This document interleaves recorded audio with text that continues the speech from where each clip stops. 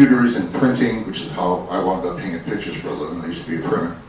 They wiped out all these good-paying union jobs, and what they were replaced with was service jobs, service industry, low-wage, part-time, often temporary. It was a fundamental shift in the economy. And when they did that, they knew that there were going to be millions of workers out on the streets. And they weren't going to start a jobs program because they knew the economy was not going to recover. So they did something that would result in millions of workers being put away. The war on drugs. It happened at the same time.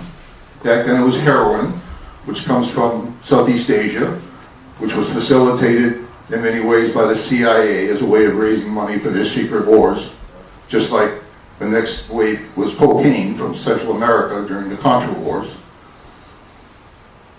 The combination of the experience of Vietnam, the loss of good jobs, and the influx of drugs into the community made for a lot of crime, violent crime, especially when the crack epidemic hit. So it was a good excuse for the government to institute all of these anti-drug laws and put people in prison. Kwame Binta, one of our members, is also a member of the November Coalition, which works against the war on drugs. And he's told me that the majority of people in prison are there for drugs, and the majority of those are there for marijuana. Now, you know, marijuana versus alcohol, you know, there's no, one is benign, one is destructive, you know, but one's legal and the other one is illegal. So the war on drugs helped to depopulate the communities and contributed to the destruction of structure, internal structure in the black community. We have so many fathers today in prison. We have so many people who would be breadwinners in prison. Everyone has the right to have a child, but statistically, a single parent is going to be poorer than a two-parent family. In this society, doesn't have to be, shouldn't have to be, but in a patriarchal society, that's the way it is. So here we are in 2014. We got a lot of people out of work. We got a lot of people on the edge of falling off the grid. We know a lot of people who are just barely making it day to day. And the government is not going to institute job programs because they know the economy is not going to get better. But what about war? Why doesn't the war produce it? We're at war now. We're at war in 5 or 6 countries, and we have troops in, I think it's 150? 134. 134? Okay. It stimulated the economy of World War II, but we have been on a war footing ever since. And it's like a drug. First time you take crack, first time you take heroin, you get a big rush. After a while, you don't get so much bigger rush. You have to take more and more of the dope, and you get less and less of the experience. That's the way military spending is. It becomes a drain on the economy instead of a stimulus. So they're locked into it. Why? Because they can't get as much profits from the working class here at home because all the new technology doesn't require as many workers, and the workers don't have money to spend, so the consumer spending goes down. We're at 70% consumer economy. So they go overseas. There's more of a need to get the oil, more of a need to get the gas, the gold, the diamonds, the land, the control.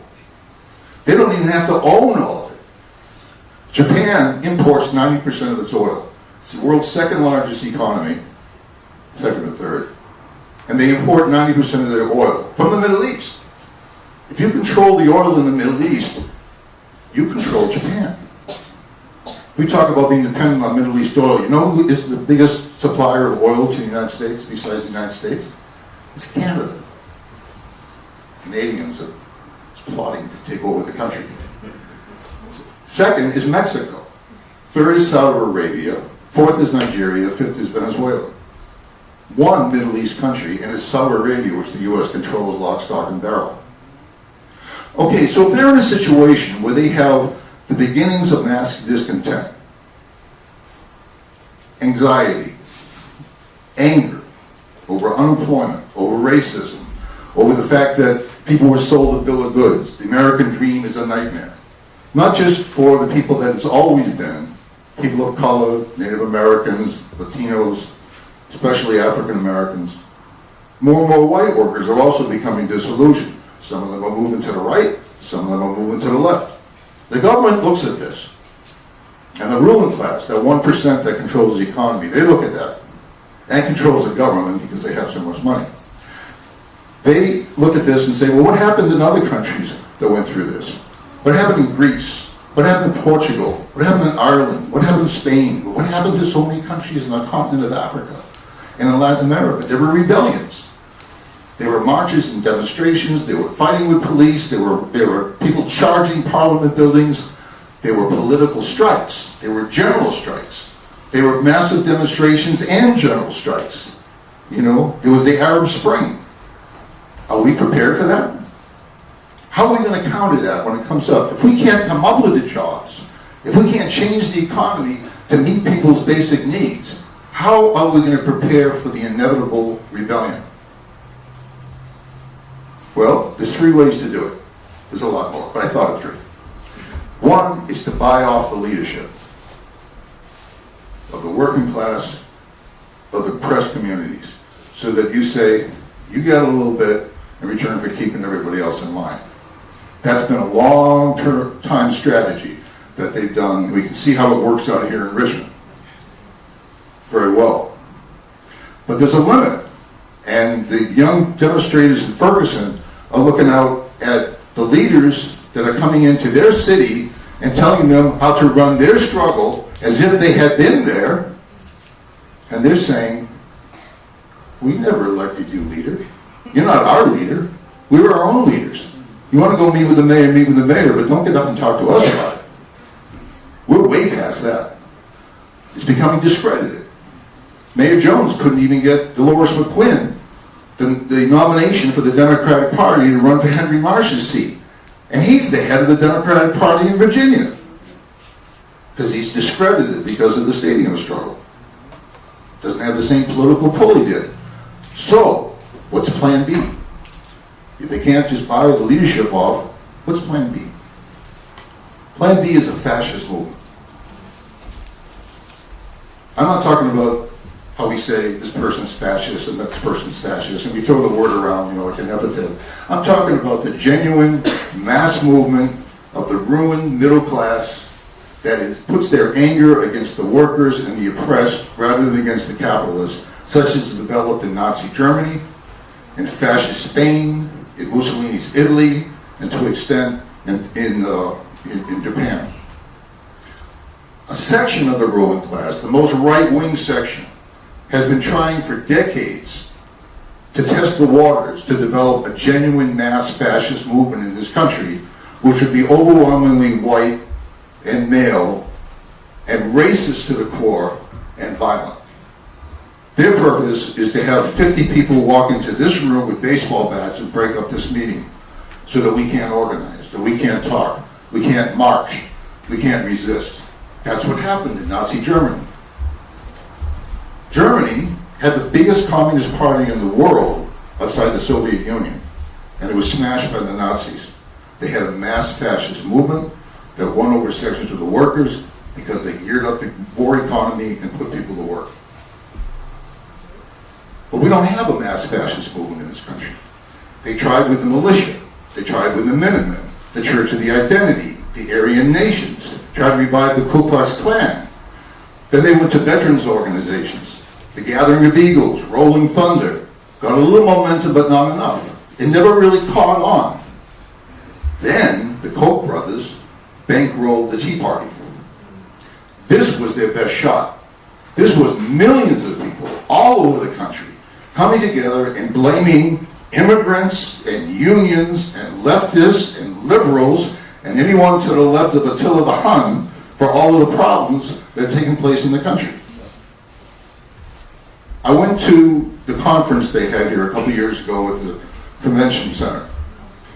And it was the largest in the United States up until that time. Might have been the largest ever. 2,000 people. 11 black people. I counted. And the big issue was immigration. And I talked to a lot of people, and I went to the workshop on immigration run by Virgil Good, who's one of the most right-wing, reactionary, racist members of the General Assembly. And they were extremely careful to say, we're not against immigration, we're just against illegal immigration. And you know what? Our best ally should be the black community, because these people are taking their jobs, so they should be working with us. And anytime anybody said, we don't want these so-and-sos coming in the country, someone would say, no, that's not the problem. It's not the problem with race they are. And I thought, this is as far as they can go.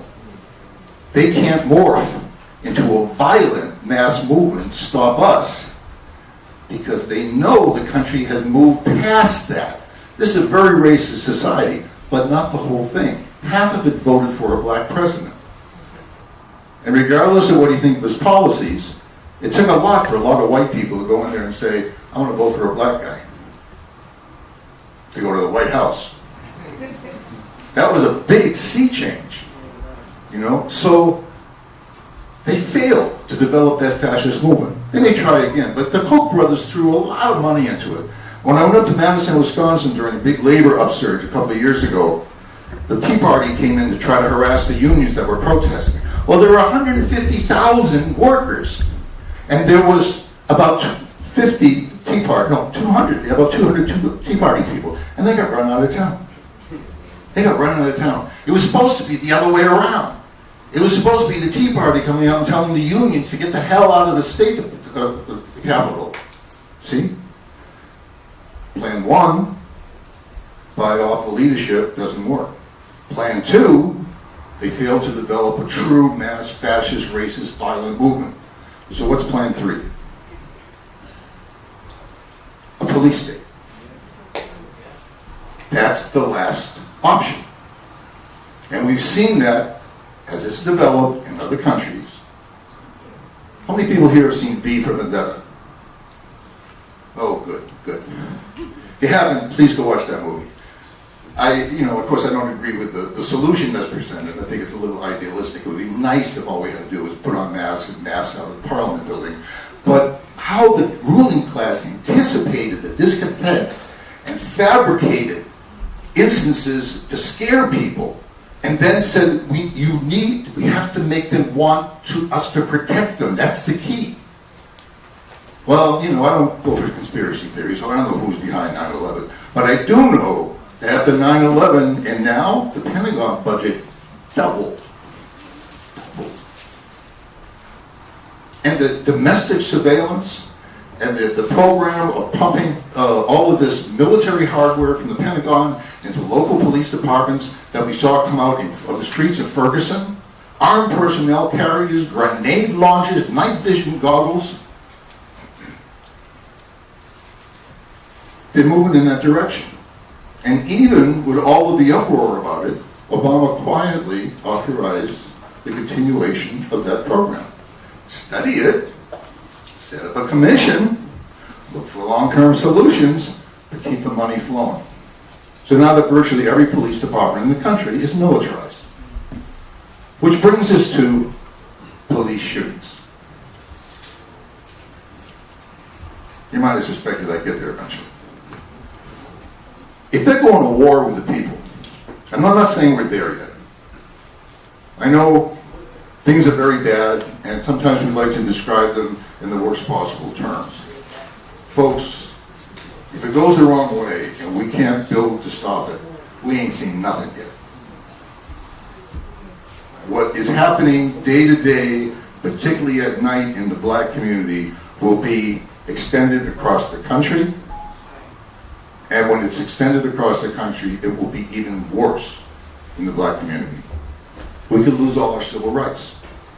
Stop and frisk, stop and beat, stop and imprison. It can get a lot worse. Does that mean it's hopeless? No. It wasn't hopeless under apartheid in South Africa. It wasn't hopeless under the